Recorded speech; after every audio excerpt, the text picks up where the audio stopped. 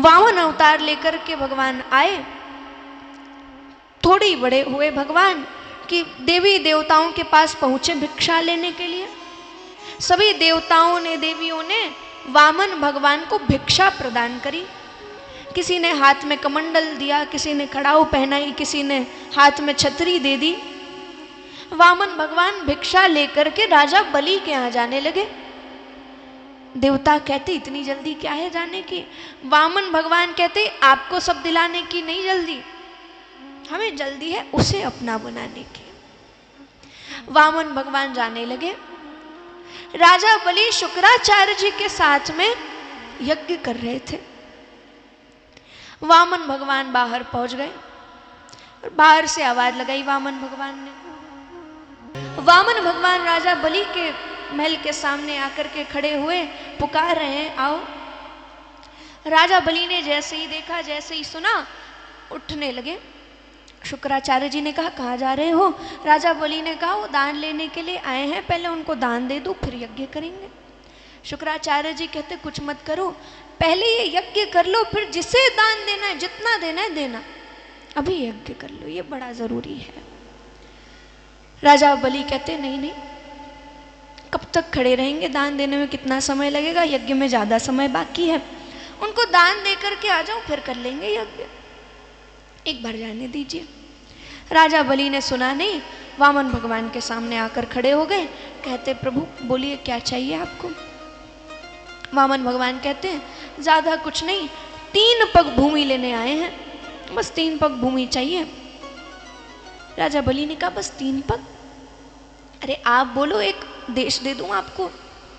वामन भगवान कहते नहीं नहीं, बड़े संतोषी हैं, हमें 3 पग भूमि चाहिए, ज्यादा नहीं। राजा बलि कहते अच्छा चलिए, आपका 3 पग भूमि का ही मन है तो मैं किसी बड़े दैत्य को बुला लूं जिसके पैर बड़े बड़े हों और वो ज्यादा आपके लिए 3 पग भूमि नाप दे। भगवान कहते नहीं, हम अपने ही पैर से लेंगे।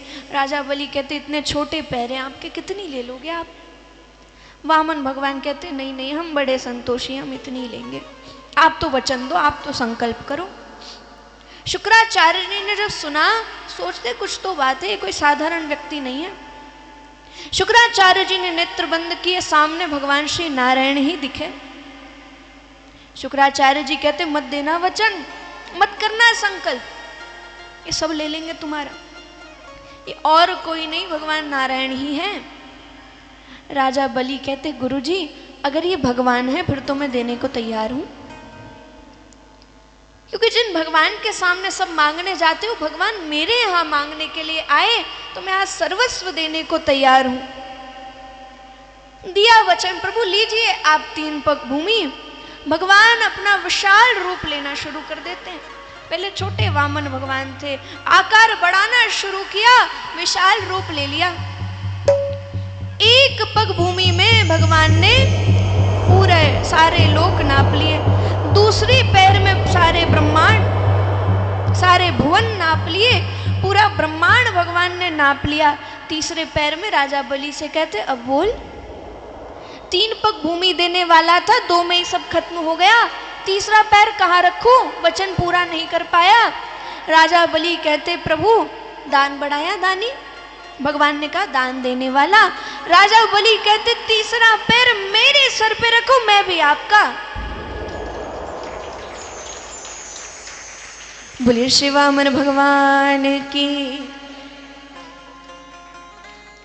राजा बलि अपना सर्वस्व भगवान को दे देते, खुद भी भगवान के हो जाते हैं। वामन भगवान ने कृपा की, पाताल लोक राजा बलि को दे दिया। राजा बलि वहां के राजा हुए।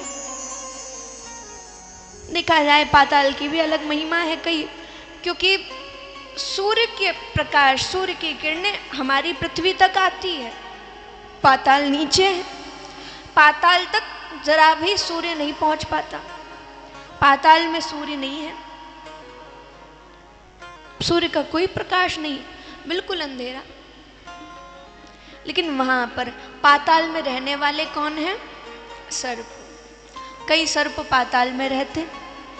अब पाताल के सर्पों के सर पे मणियां लगी हुई है, ऐसे अंधेरे में वो मणियां खूब प्रकाशित हो, हर जगह प्रकाश फैलाए तो बड़ी अच्छी लगती है। ऐसे राजा बलि वहाँ के राजा बने और भगवान वामन भगवान श्री नारायण स्वयं राजा बलि की रक्षा करते हैं, पाताल की रक्षा करते हैं, राजा बलि की रक्षा करते हैं। बोलिए श्री वृंदावन बिहारी लाल की, श्री वामन भगवान की।